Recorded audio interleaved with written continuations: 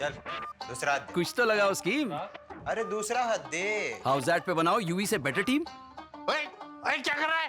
तेरी team check कर रहा हूँ। छोड़ यार। और जीतो 5 गुना रिवॉर्ड्स। तो बेटा house that. This game involves financial risk and may be addictive. Please play responsibly at your own risk.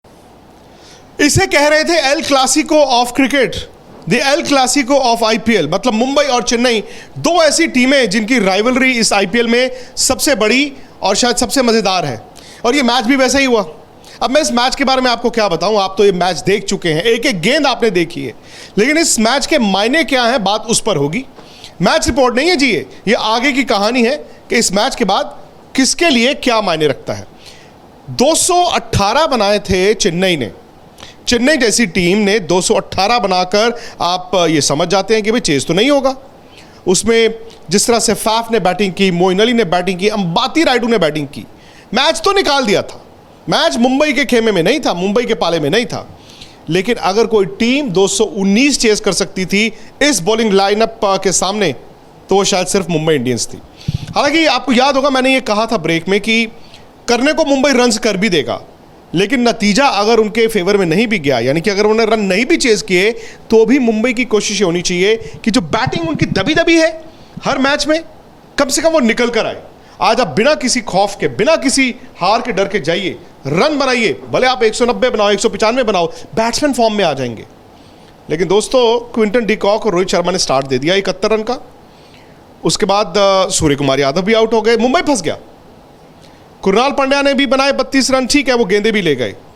लेकिन कारण पोलार्ड ने जो एक ओवर पकड़ा रविंद्र जडेजा का, जिसमें उन्होंने 3 छक्के मारे, मुझे लगा माही वहां पर थोड़ा सा पैनिक कर गए। आमतौर पर महेंद्र सिंह धोनी पैनिक करते नहीं हैं, लेकिन उसके बाद वो समझ गए थे कि पोलार्ड आज अलग ही मूड में आए हैं। पोलार्ड ने 17 गेंदों में 50 पूरे किए, आईपीएल का फास्टेस्ट सबसे तेज हाफ सेंचुरी। उसके बाद वो खत्म नहीं हुए। एक स्टेज आ गई जहां पर लगा कि चेन्नई के हाथ से ही मैच निकल गया है, क्योंकि पोलार्ड आराम से रन बना देंगे। विकेट गिर गया कुणाल पांड्या का, लेकिन वो जो कैच एक छूटा ना, जो पोलार्ड ने दिया शार्दुल ठाकुर की गेंद पर, उन्होंने शॉट मारा। फैफ डुप्लेसी नॉर्मली ऐसे कैच पकड़ते हैं कि आप सोच भी नहीं सकते, लेकिन फैफ ने वो कैच छोड़ दिया। और यहीं पर मुझे लगा एमएस की ना थोड़ी सी कैलकुलेशन भी गलत हो गई। सैम करन ने डाला आपका 17वां और 19वां ओवर, जिसमें उन्होंने शायद दोनों ओवर में मिला के 14-15 रन दिए और अमेजिंग बॉलिंग की उन्होंने। लेकिन फंसा कहां पे? 18वें और 20वें में। 18वें में और 20वें में उनके पास एक शार्दुल का ओवर था, एक लुंगी एनगिडी का ओवर था। अब वो दोनों रन खाकर आ रहे थे। 18वें में भी पिटाई हुई, और जो आखिरी ओवर था जिसमें लुंगी एनगिडी के पास 16 रन थे, उन्होंने पहला बॉल अच्छा डाला, उस पर भागे नहीं पोलार्ड, क्योंकि वो जानते थे मैं 3 हिट मारूंगा। डॉट बॉल हो गई, 5 गेंदें रह गई।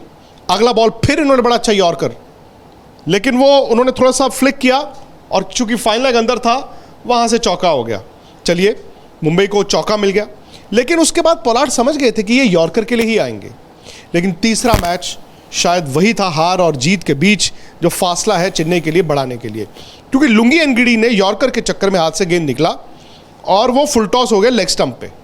और पोलार्ड ने सिर्फ उसको प्लेस किया, चौका, यानी कि 2 गेंदों में 2 चौके आ गए। अब रह गए जी 3 गेंदें 8 रन। अब फिर पोलार्ड पे प्रेशर, फिर उन्होंने अच्छा यॉर्कर मारा, पैड पे लगा, रन नहीं हुआ। अब 2 बॉलों में 8 रन। सामने कौन? पोलार्ड ने मारा अगली गेंद बाहर, फुल टॉस, छक्का। अब लास्ट बॉल थी, 2 रन जीतने के लिए चाहिए थे। हालांकि वो गेंद अच्छा था और पोलार्ड ने लॉन्ग ऑन पे खेला। पहला रन भाग गए, दूसरा वो स्ट्रगल कर रहे थे, लेकिन फील्डर जब तक पहुंचता, थ्रो करता, वो वापस आ गए थे। क्या जीत हुई।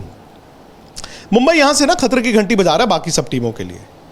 चेन्नई जबरदस्त टीम है, इस हार को they will take it into their stride. 2 शेर लड़ते हैं तो जीतेगा एक ही।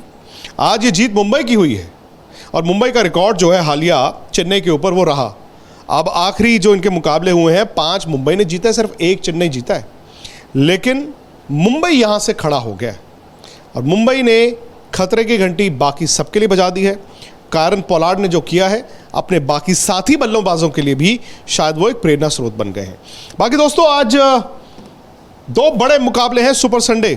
एक तरफ राजस्थान वर्सेस हैदराबाद है। राजस्थान जीत के 6 पॉइंट तक जा सकता है और हैदराबाद जीतता है तो शायद वो दोबारा खड़ा हो सकता है। उन्होंने कप्तान भी बदल दिया है। आपने हाउस एड पे जाना है युवराज सिंह को चैलेंज करने के लिए और मेगा कॉन्टेस्ट के लिए आप फटाफट टीम बनाइए। दूसरा मैच शायद आखिरी 4 के लिए बड़ा इंपॉर्टेंट है क्योंकि पंजाब ने बैंगलोर को हराया था, तो पंजाब वर्सेस दिल्ली, ये आमने सामने द नॉर्थ इंडियन डार्बी इसको कहेंगे, शाम 7:30 बजे। हम दिन भर आपके साथ स्पोर्ट्स तक पर रहेंगे, आप सब्सक्राइब कर लीजिए। लेकिन houseat.com पे इस मैच में आप युवराज सिंह को अगर चैलेंज करना चाहते हैं और उनको हराना चाहते हैं तो आपको हाउसेट को डाउनलोड करना है, हाउसेट पे टीम बनानी है और दिन भर रहना है हमारे साथ। बाकी कोई भी सवाल हो आप मुझे मेरे ट्विटर और इंस्टाग्राम पे फॉलो करके पूछ सकते हैं। लेकिन दोस्तों, अगर अभी तक आपने स्पोर्ट्स तक को सब्सक्राइब नहीं किया, नोटिफिकेशन की घंटी नहीं बजा दीजिए। चल दूसरा हाथ दे। कुछ तो लगाओ स्कीम। अरे दूसरा हाथ दे। हाउस दैट पे बनाओ यूवी से बेटर टीम ओए, ओए, क्या कर रहा है? तेरी टीम चेक कर रहा हूँ। छोड़ यार। और जीतो 5 गुना रिवॉर्ड्स। तो बेटा house that, house that. This game involves financial risk and may be addictive. Please play responsibly at your own risk.